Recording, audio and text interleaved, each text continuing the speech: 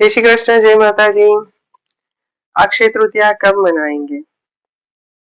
वैशाख शुक्ल तीज को अक्षय तृतीया मनाई जाती है।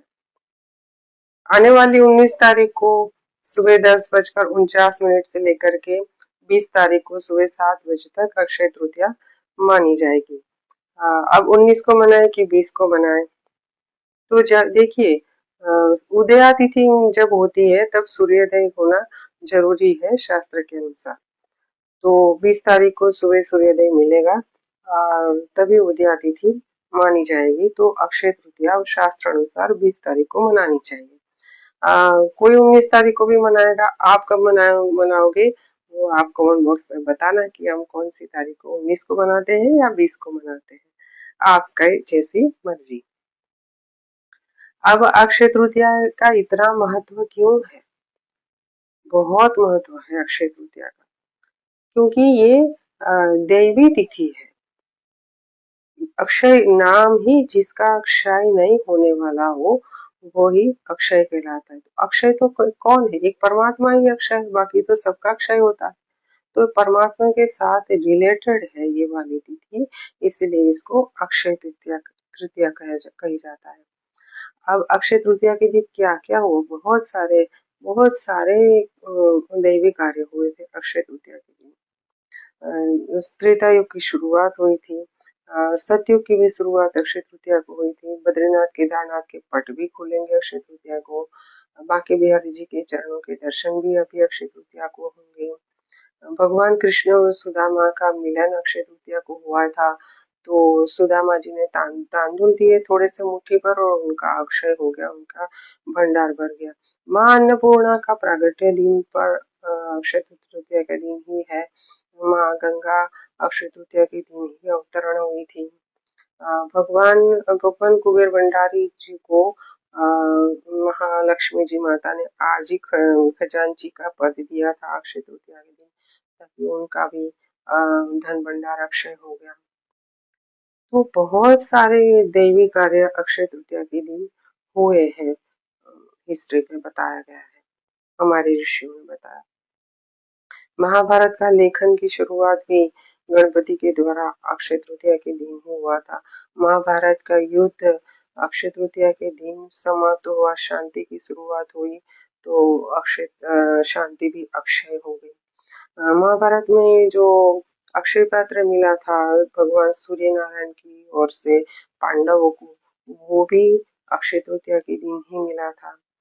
द्रौपदी के चीर भी भगवान ने अक्षय तृतीया के दिन ही पूरे थे। द्रौपदी के चीर अक्षय हो गए। आप अपना क्या अक्षय करना चाहते हो?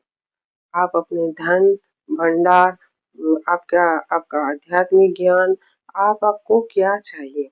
आपको जो चाहिए वो उसी दिन करने लग जाइएगा, तो आपका वो कार्य अक्षय हो जाएगा, उसका फल अक्षय हो जाएगा। आप जो चाहते हो, आप तंदुरुस्ती चाहते हो तो आप हॉस्पिटल में जाइए और बीमार लोगों की सेवा करिए, उसका फल अक्षय मिलेगा, आपको तंदुरुस्ती मिलेगी। आपको आपको धन भंडार चाहिए तो आप लक्ष्मी जी के नाम का जप करिए, माला करिए, तो आपको धन भंडार अक्षय मिलेगा, लक्ष्मी जी की प्रसन्नता अक्षय हो जाएगी। आपके मन में निर्मलता चाहिए तो आप, हाँ, उस दिन जो भी कार्य करते हैं सबका फल अक्षय होता है। तो गलत कार्य, गलत सोचना, शराब पीना, सिगरेट पीना एक दिन के लिए छोड़ दीजिएगा, नहीं तो ये भी अक्षय हो जाएगा। तो आप अपना नशा है, जो कुटेव है, बुरी आदतें हैं, वो एक दिन के लिए छोड़ दीजिए, तो वो छोड़ना अक्षय हो जाएगा। और अगर वो आदतें आपकी जो गलत आदतें कंटिन्यू रहेगी तो वो गलत आदतें ही अक्षय हो जाएगी। तो परमात्मा ने तो तथास्तु तथास्तु शुरू ही कर दिया है अक्षय तृतीया के दिन, अक्षय हो अक्षय हो अक्षय हो। उसमें आप गलत सोचिएगा नहीं, गलत बोलिएगा नहीं, गलत गलत किसी कोई कर्म करिएगा नहीं, सब इसे बुरी आदतों से बचिएगा, तो आपका वो बचना अक्षय हो जाएगा। उस दिन दान का बहुत महत्व है। आप घड़ा भरा हुआ, मिट्टी का घड़ा, पानी का भरा हुआ दान दीजिए।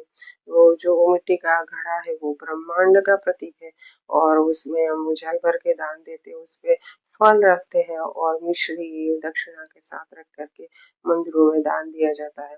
तो ये ब्रह्मांड है, तो हम सारे ब्रह्मांड को, जो जल है वो सुख शांति समृद्धि का प्रतीक है, तो हम जल भर के जो दान दे रहे हैं तो सारे ब्रह्मांड की जो भी सुख शांति संपत्ति और समृद्धि वो सब हम दान में दे रहे हैं, जो जल घड़ा भर के दे रहे हैं, तो उसमें उसका फल भी दे रहे हैं साथ में। तो छोटा सा एक फल वो आपके जो ये जो घड़ा दान है उसका पुण्य अक्षय कर देगा मिश्री के साथ, तो फल को मीठा कर देगा, दक्षिणा के साथ आपके धन भंडार भरे रहेंगे। तो ये दान घड़ा दान करने का महत्व है अक्षय तृतीया तृतीया के दिन मंदिरों में दान देने का।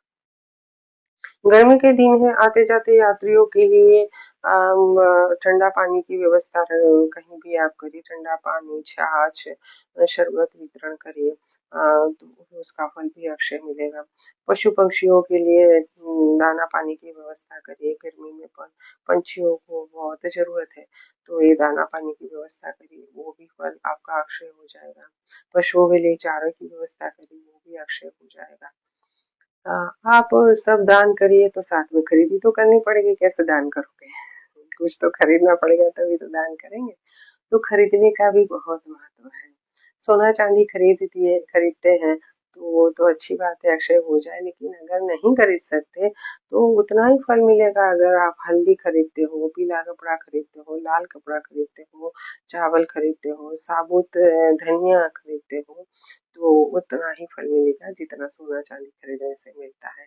लाल कपड़े में आप साबुत धनिया, जो भी आपने मैंने सारी चीज बताई वो सब, साबुत धनिया, हल्दी, कौड़ी, चांदी का सिक्का और चावल, कुमकुम, एक पोटली बना करके आप अपना पूजन करके धूप दीप करके लक्ष्मी जी के नाम की माला, स्फटिक की माला से लक्ष्मी जी के मंत्र की माला करके, दो माला करके आप आपकी जो खजाना है उसमें स्थापित करिए, तो वो भी आपका खजाना अक्षय होने लगेगा।